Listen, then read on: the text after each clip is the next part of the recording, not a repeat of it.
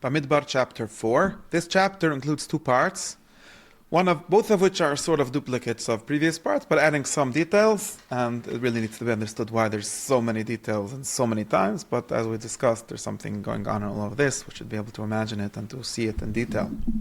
So the first part is, as we discussed earlier, this Pikudim and the Siyasresh, and this chapter has both of them. In some sense, we already had both of them before once, so we have to understand why it's divided so many times. But we have the Pikude, first in the Siyasresh, Levi, as it says, no Siyasresh b'nai Levi, and each one, it doesn't say b'nai Levi, it says for each family, Kahas. So, Kahas, Gershon and Meruri, in that order, different than the order before. It gives us their jobs, and it describes in detail how exactly it will go, they will do it, how exactly the order of them carrying the Mishkan as it's taken out of its place every time. It describes that exactly. So that's the story of the Nesiyas Rosh, and then it gives again an account, or maybe a slightly more detailed account of the Pekudei HaLevi. So the accounts of the Leviim, all of them in detail and in total. So we start with a mitzvah and a command. Each one has a mitzvah, and then it says that it's done. It says Hashem tells Moshe and Aaron. So another thing that we should keep in mind, why sometimes it's Moshe only, why sometimes Moshe and Aaron. All the Pekudim must say explicitly that they're Moshe and Aaron.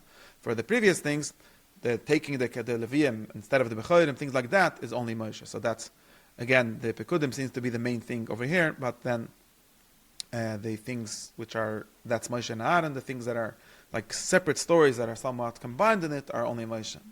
So, back to where I am. So, Hashem commands Moshe to be noises roish, in other words, to command them, to give them their positions, to appoint them, I think is the best translation, of B'nai Koch, specifically out of the children of Levi, to their families, Levi Savos, as we said. Families and Beis Savos are somewhat levels of, each one has different families within them. And here we get an age. So the Pikudim, this is a big difference. The Pikudim count the Levi and exchanging them for the Bechorim is from them when they're a month. But now we're going to the Nesiyas Rosh, which is giving them, appointing them to the specific positions, specific jobs, and that is done only ben Shloshim Shana v'ad ben Chamishim Shana, from 30 to 50, so even less, even more limited than the Yitzchok Yisrael from 20 and without any age limit above.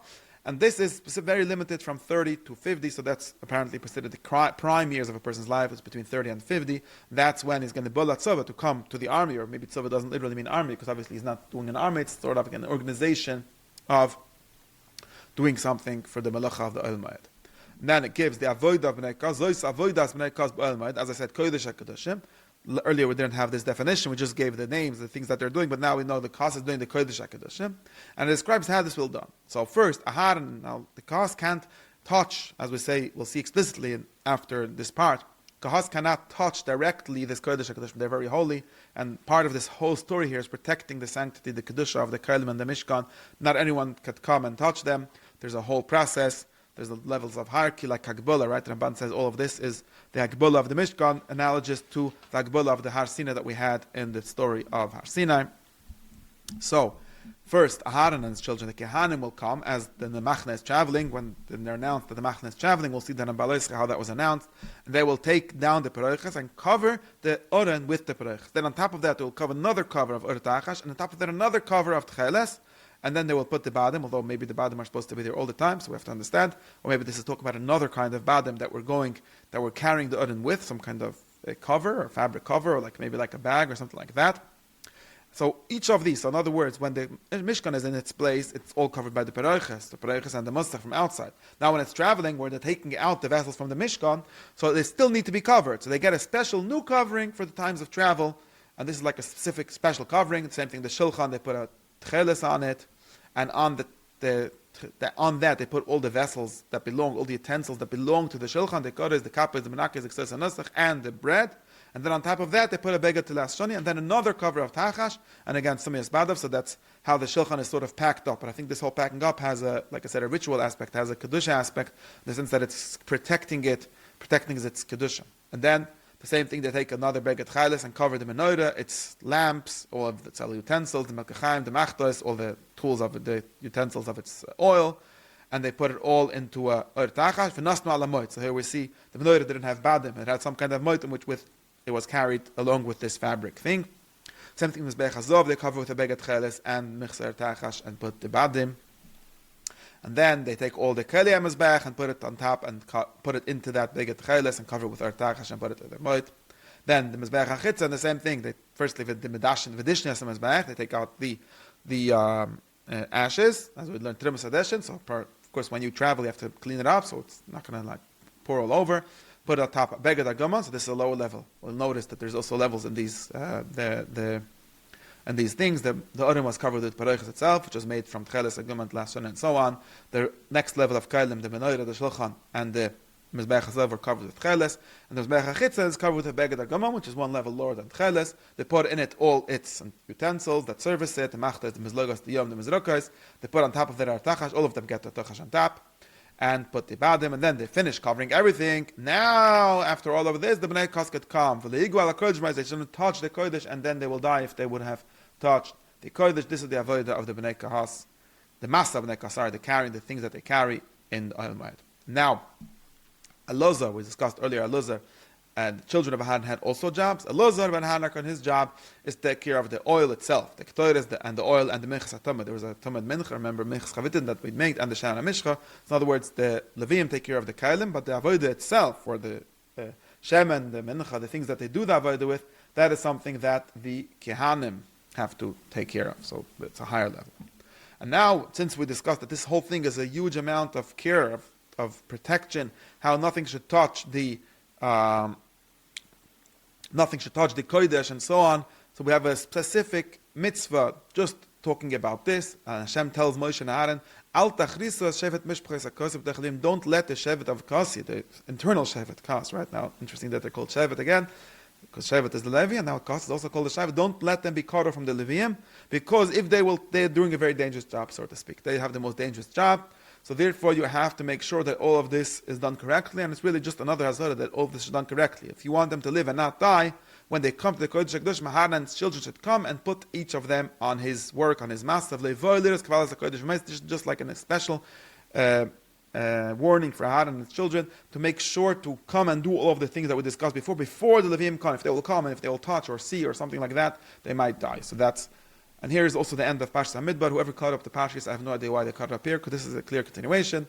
Same thing from Bnei Gershon. Now we're going on to Nesiyas Rosh Bnei Gershon. To count them, there's the same language, so we're not going to repeat it. Now we give the Avodah of Bnei Gershon, also the Avodah and the Masas. They carry, as we said before, the Iriyos, all the fabrics parts, and the Musach and the fabrics of the Chutzar, and all the parts of them. And there isn't any explanation of how it's done, because it's pretty obvious. There isn't any special halachas of this.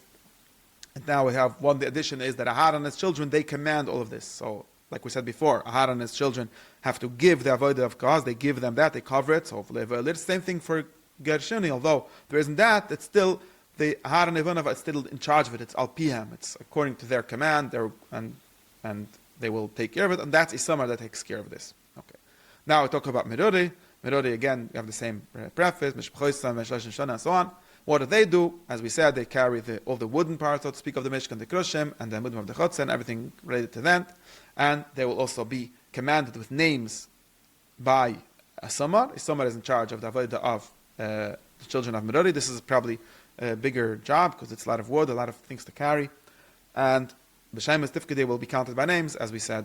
All these counters that does by names, and probably each name gets his job. Merori, Isama's job was to say, you employed, you ben something, ben Merori, your job will be to carry this keresh and so on.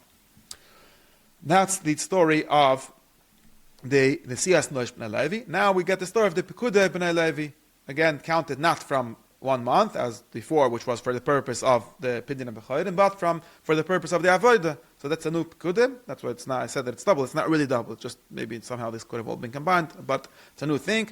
And the Yifkad Moshe Har Nesiya Eida, they count the Kahasi again from 30 to 50, and they end up with the amount of 2,750 people. That's Kahas. For Gershon, they do the same thing. They end up with the amount of 2,630.